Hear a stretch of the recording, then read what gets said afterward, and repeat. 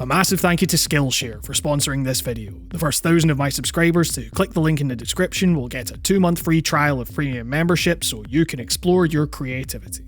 So it seems like it's becoming tradition that we get to around this point of the year and I make a video talking about racing games that are getting me through some mental health crisis, but goddamn did Trackmania drop at the right time for me. For years the series has been my ultimate stress ball, and with the release of this year's game, I found myself completely immersed in its utterly addictive, wildly fast arcade time trial action, losing hours repeating courses over and over again as I tried desperately to escape the joy vacuum that has been 2020. In all seriousness, I'd say this is easily my game of the year so far. There's no other title that has come even close to the fun I've had with it, and yet, outside of noted Trackmania degenerate Jeff Gersman, I've seen basically no one talking about this new release. It's understandable because, for a bunch of reasons, this long-running franchise has never been able to truly transcend beyond its status as a weird curio, failing to gain much of a cultural foothold beyond the cult following it's garnered over the years. And there really is something that kills me about that fact, because it's my genuine belief that Trackmania should be utterly massive.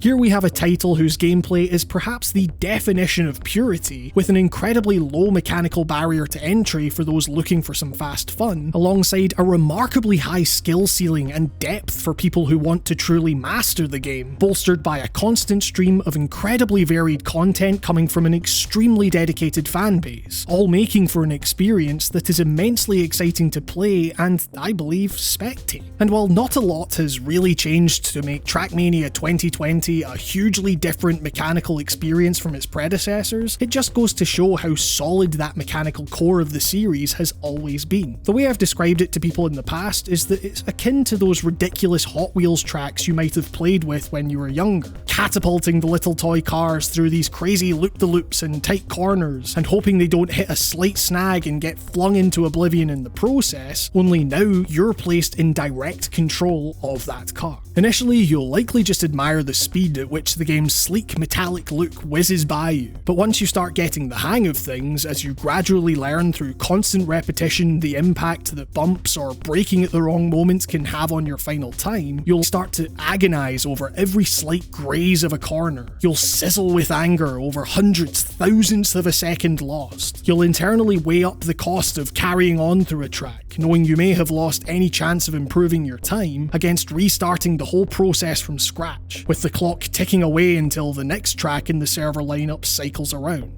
You'll bang your head against the wall time and time again, certain you'll nail that corner this time, only for you to forget as your focus was on the other corner coming right at you. Things move at such a blistering pace that any kind of forward thinking can feel like it comes at the direct cost of focusing on the here and now, and it's up to you to find that balance between the two. Such is the beautiful purity of this game, this series, easy to pick up and deceptively difficult to master, with the marker of skill being your ability to optimize every segment of your repeated runs through a course with increasingly surgical precision, equipped with the knowledge that there is technically an optimal route through any given track. You've just got to find it piece by piece, a process distinctly lacking in any real frustration thanks to your ability to instantly restart a run or load a checkpoint. So why then is no one talking about this masterpiece of a series? Well, on the fringes of this tremendous racing experience, Trackmania has consistently seen some of the strangest moves made on both a business and design level that seem to hamper any progress made on gaining a more mainstream audience. And to illustrate this, let me give you some context on this game and its place within the series. Announced out of seemingly nowhere a few months back, Trackmania 2020 is actually a remake of 2006's Trackmania Nations, which was a free-to-play version of the second game in the series, Sunrise. In between, we've seen the release of Trackmania 2, which released in episodes that over several years introduced new structures and handling models specific to each module, and was released as part of the Mania Planet framework, which also houses Nadeo's even lesser known Shoot Mania, with two of the modules, Stadium and Canyon, releasing in 2013, then a final episode, Lagoon, released in 2017, which oddly was 1 year after after the sequel to Trackmania 2, Turbo, was released for consoles. They released the sequel, then abandoned it in favour of the previous game. Oh, and by the way, you can still download and play the original Nations for free, and it's kind of a different game to 2020's installment, which seems to have more in common with Trackmania 2 Stadium. Oh, and also this game is free to play, but you pay for it yearly, but it's not a subscription, apparently. What? One of the most fascinating things about Trackmania over the years, for me, has been trying to figure out what is going on at Nadeo or Ubisoft that the franchise has so consistently maintained such a confusing release model. Is Nadeo that stretched for resources? Does Ubisoft just not care? Is the confusion reflected in the fragmentation you see within its player base, with people haphazardly dotted around Trackmania 2 Stadium and Canyon, some here and there in 2016's Turbo, no one playing 2017's Lagoon, and a surprising amount of people sticking with 2006's Nations over this year's remake? And look, I'm not here to rant about the payment model, because frankly it's not as big a deal as it was made out to be. In practice, what they've done is given players a fairly substantial demo with the option to upgrade to a remarkably cheap yearly subscription that comes with the promise of so much regularly updated content and replay value inherent to the game's design that I certainly don't begrudge paying it. The real problem is this idea that, well, they could have just positioned it as that, a demo with a subscription, but instead, for whatever reason, this whole big song and dance has to be performed as to why this thing isn't what it clearly is. It's a move on the part of either the developer or the publisher that, again, is remarkably reflective of Trackmania as a franchise, that the gameplay itself is purity defined, but it's surrounded by this ridiculous shell of utterly extraneous stuff that you first have to crack through in order to access any of it. For example, I'd go as far as to say that Trackmania has some of the worst UI design I've ever seen in a franchise that's otherwise so fantastic. I mean, just look at this. What am I looking at here? Now, obviously as someone who has been playing these games for years, I've developed a sense for Nadeo's unusual visual vocabulary. But think about approaching this from the perspective of a bright-eyed newbie looking to experience the joy of this series for the first time. Okay, solo seems pretty self-explanatory, but what does live mean as opposed to club? Where's multiplayer? What's the arcade mode? I click it and it says something about Mario Kart and a timer for half an hour? How does that differ from summer 2020? Ah yes, a much needed training mode to get players to grips with the various handling and speed modifiers. Except there's no explanation as to what type of obstacle level 16 of 25 will contain, nor the function of said obstacle or how to most effectively navigate it. Not even a text box. You want to know about ice, or how about reactor boost down as opposed to reactor boost up? Well, you'll just have to cycle through each numbered level sequentially until you find the specific situation you're curious about. On top of that, users being able to group together collections of their crafted courses is neat, but unless you have something specific in mind that you want to play, there's seemingly no way to filter any of the good stuff from the bad. You just have to scroll through all of this. I think even long-time players will have to admit there are so many ways this entire experience could be heavily optimized. It was actually pleasantly surprising to see how many within the community seemed to share this frustration. I mean, I was fairly astounded to find just how obtuse the process of downloading and installing user-created content is in this game, actually taking you out of the program and downloading a zip file within your web browser. And that's even if you can figure out how to access the download button or what the download button is. Somehow, in this revitalization of an older title, Nadeo has made accessing user-generated content arguably the cornerstone of their franchise, an even worse experience than it was before. This is ludicrous. And with all of that said, while the way these games have always been packaged has remained an utter mess, it's hard to deny that it was partly that strangeness that so intrigued me about the franchise in the first place all those years ago. As frustrating as it can often be to see the game overlooked for its own arbitrary bullshit, that bullshit is a key part of Trackmania's identity in my mind. It says a lot that in the albeit slight attempts on the part of Nadeo to present a more streamlined, console-friendly appearance with Turbo,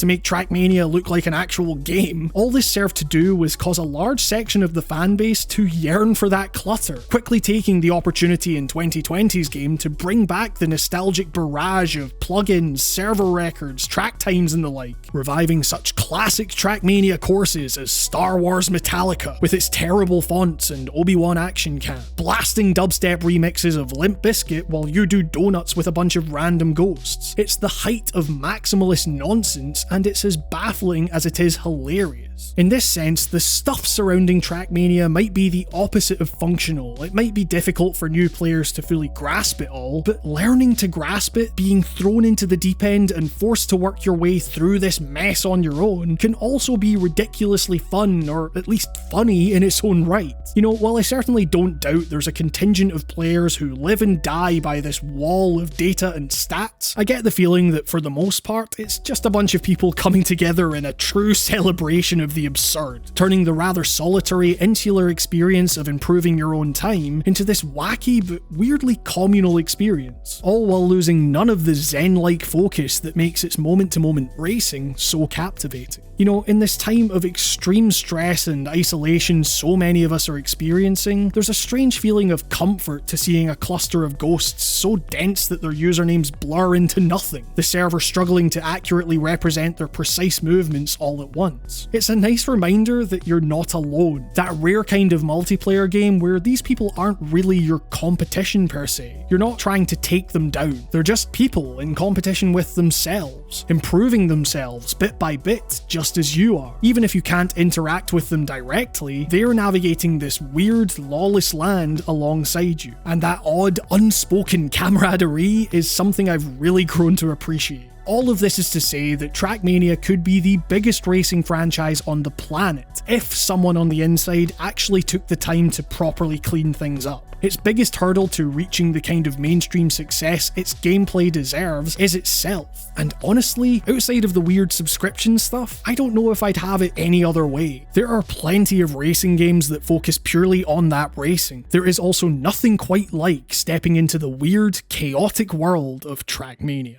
And speaking of stepping into something new, why not take the next step in your creative journey with today's sponsor, Skillshare? Skillshare is an online learning community for creative and curious people. Explore new skills, deepen existing passions, and get lost in creativity with Skillshare's inspiring online classes on topics including illustration, photography, video, design, and more. Do you enjoy the speed of Trackmania but find it difficult to keep up with everything else going on in your life? Then you might find Thomas Frank's Productivity Masterclass Create a Custom System That Works particularly useful. It's a remarkably accessible class that emphasises making small changes that will have a big impact on your routine, whatever it is you're setting out to do. What's more, Skillshare offers classes designed for real life and all the circumstances that come with it. These lessons can help you stay inspired, express yourself, and introduce you to a community of millions, all for less than $10 a month with an annual subscription. And because Skillshare is sponsoring this video, the first 1,000 people who click my link in the description can get a 2-month free trial of premium membership, so there's no risk to checking it out for yourself, and you'll really be helping the channel in the process. Thank you to Skillshare for sponsoring this video, and I hope you all enjoyed this piece on Trackmania. As always, I'd like to sincerely thank my patrons here. It's your continued support during this weird time that allows me to keep making these videos, and I'll never be able to thank you enough for that. If you feel like you can, and only if you feel like you can really help the channel continue, as well as get things like early access to ad-free video uploads by heading to patreon.com/writingongames and pledging only what you feel comfortable with. I am immensely grateful for your support in whatever form it takes. Special thanks go to Mark B. Writing, Samuel Pickens, Shardfire, Artyom Vitsyuk, Konstantinos Sakinis, Ruth Knapman, Dallas Keen, The Nameless Guy, Ham Migas, Hibi Amori, Henry Milek, Lucas, Bryce Snyder, Timothy Jones, Anna Pimentel, Rob, my dad, William Fielder, Tommy Carver-Chaplin, Leah Chinello, Justin Solderness, David Björk, and Charlie Yang. And with that, this has been another episode of Writing on Games. Thank you so much for watching, stay safe, and I will see you all next time.